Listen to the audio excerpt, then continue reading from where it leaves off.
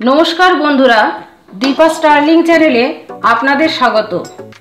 आज के आमार रेसिपि प्रन चिली। এই রেসিপিটা খেতে খুবই ভালো লাগে আর রান্না করাও খুবই সহজ। এটা একটা চাইনিজ রেসিপি। আমি খুবই সিম্পল ভাবে রেসিপিটা বানালাম। তাহলে কিভাবে রেসিপিটা বানালাম দেখে নেওয়া যাক।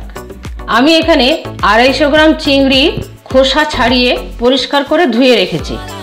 চিংড়িটা এখন ম্যারিনেট করব। এর মধ্যে দেব স্বাদ মতো নুন, কোয়ার্টার চামচ রসুন পেস্ট, কোয়ার্টার চামচ আদা পেস্ট, দেব 1 চামচ ডার্ক সয়া সস, 1 চামচ ময়দা, 2 চামচ কর্নফ্লোর। সব উপকরণ একসাথে মিশিয়ে নেব। ময়দা আর কর্নফ্লোরটা দিলাম কোটিং এর জন্য। এবারে একটা ডিম ফাটিয়ে দিয়ে দেব। এটা এবারে মিশিয়ে নেব।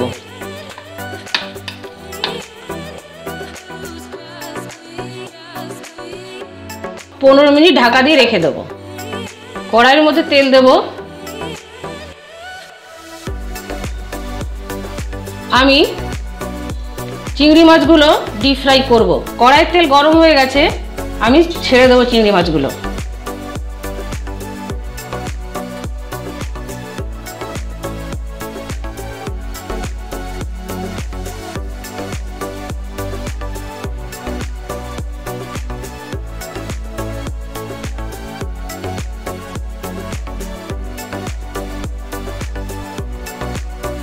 চিংড়ি মাছগুলো ভাজা হয়ে গেছে, এবারে আমি এগুলো তুলে নেব।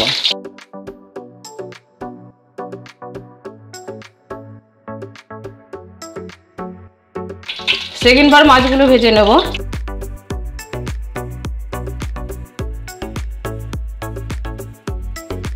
চিংড়ি মাছগুলো খুব বেশি কড়া করে ভাজা চলবে না।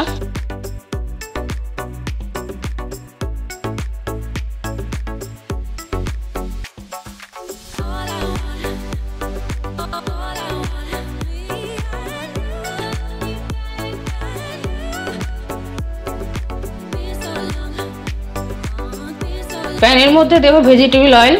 তেলটা গরম করে নেব। দেব 2 চামচ রসুন কুচনো,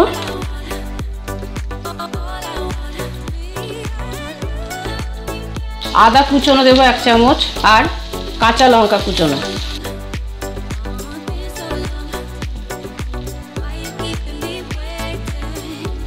অল্প একটু ভেজে নেব। দেব ক্যাপসিকাম। ক্যাপসিকামগুলো কিউব করে কেটেছি।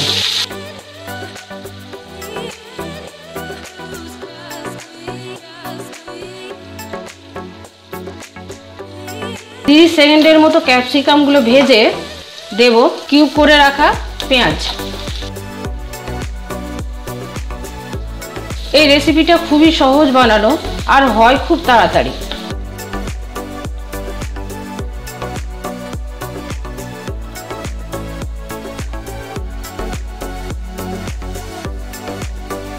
দেব 1 চামচ সয়া সস, 2 চামচ ভিনেগার। এর মধ্যে দেব chilli tomato sauce. Chilli tomato সসটা দেব 3 চামচ। আমি টেবিল স্পুনে দিচ্ছি। মিশিয়ে নেব।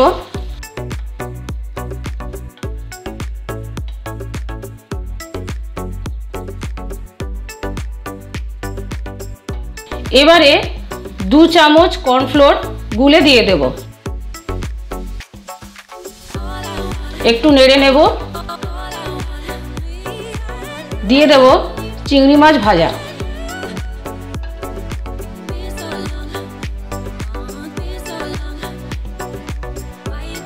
2 থেকে 3 মিনিট নাড়াচাড়া করে নেওয়ার পর এর মধ্যে দেব একটু স্বাদ মতো নুন আর 1 চামচ গোলমরিচ গুঁড়ো। ব্যাস হয়ে গেল প্রন চিলি। আমার এই ভিডিওটা যদি আপনাদের ভালো লেগে থাকে তাহলে প্লিজ একটা লাইক করে দেবেন, শেয়ার করবেন আর সাবস্ক্রাইব করে বেল আইকনটি টিপে দেবেন পরবর্তী নোটিফিকেশনের জন্য।